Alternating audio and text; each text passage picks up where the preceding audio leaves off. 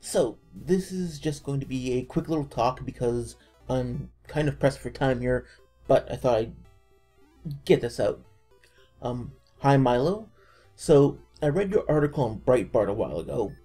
For those who don't know, Milo Yiannopoulos, I'm sorry if I pronounced that wrong, is a journalist on Breitbart, and he wrote an article recently on the whole paid mods fiasco that Valve is doing to Skyrim. I'll leave a link to it below, but basically, Milo's under the impression that it's largely a good idea, and that Valve just brought it up and communicated their ideas in a really shitty way. Which is wrong, very wrong in fact, Milo, hence this response.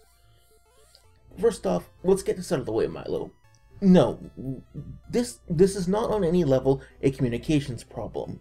Valve is being understood very clearly. This is a problem of Valve walking into a community that has been free since people started doing it 15 to 20 years ago, and trying to make money off of it. We get what they're trying to do just fine, believe me, we've all been through this before.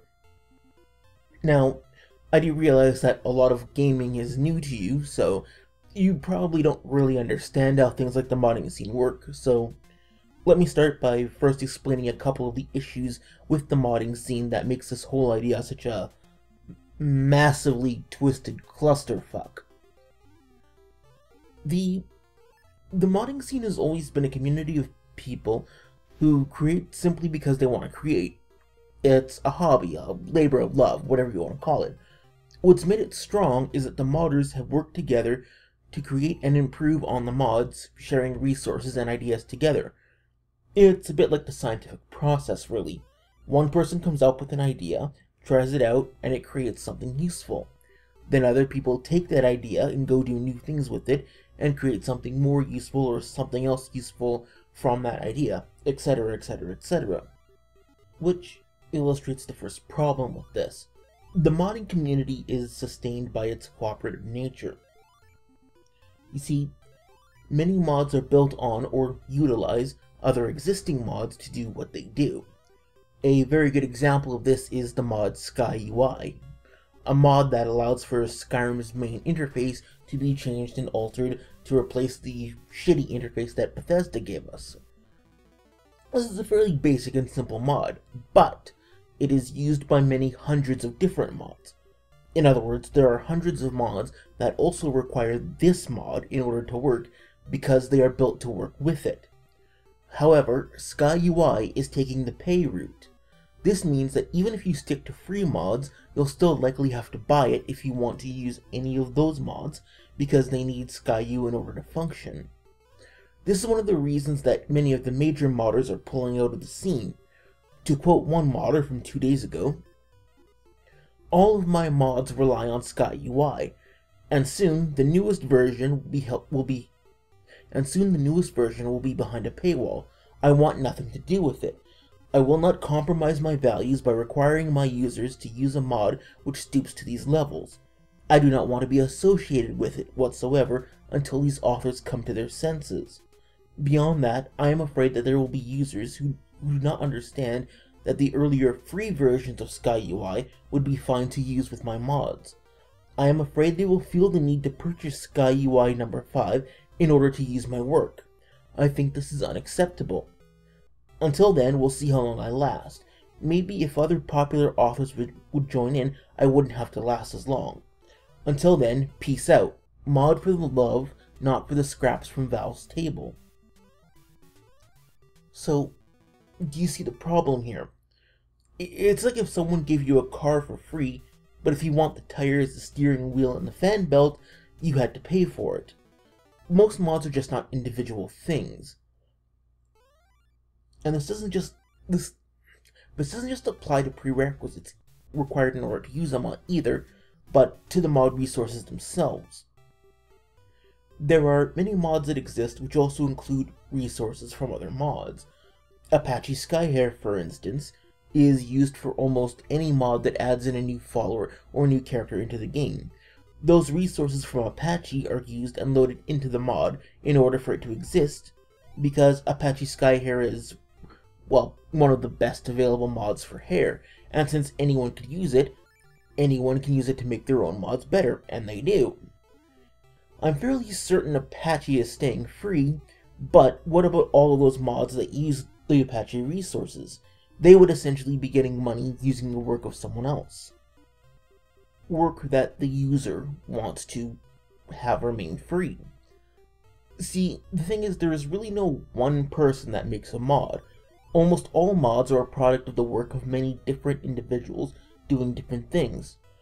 The most endorsed follower mod on the Nexus right now, Mirai the Dragonheart, lists the resources from seven different other modders in her credits.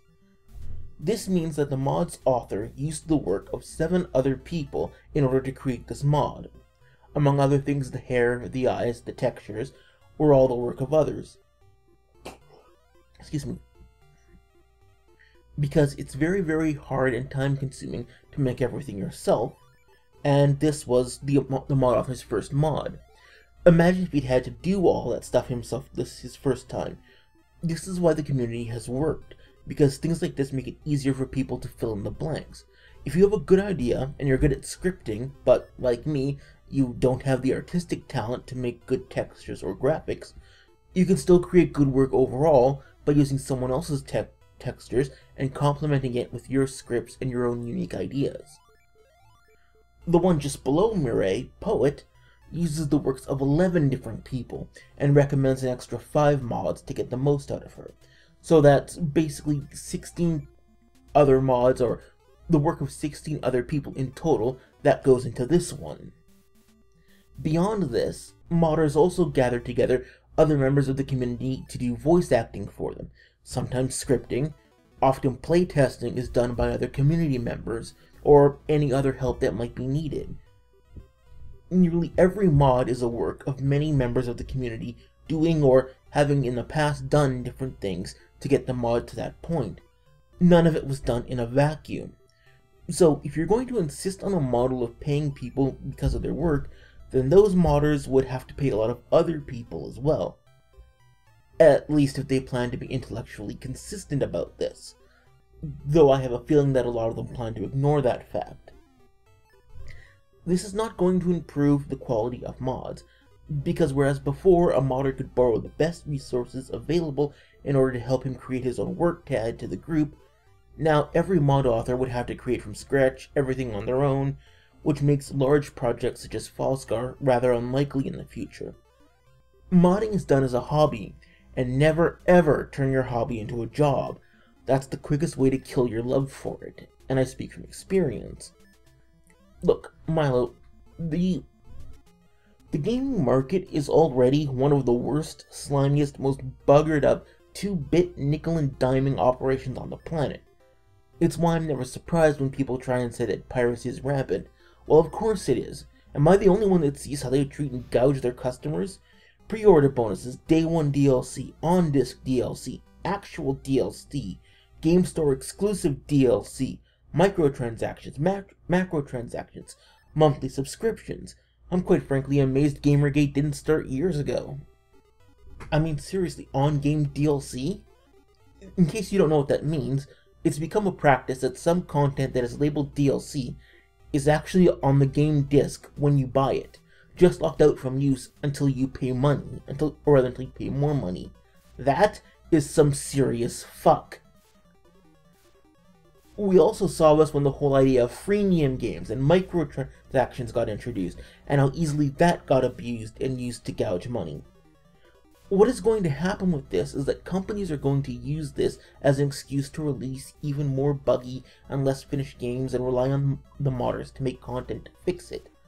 And if you think that's the conspiracy part of my brain talking, it isn't.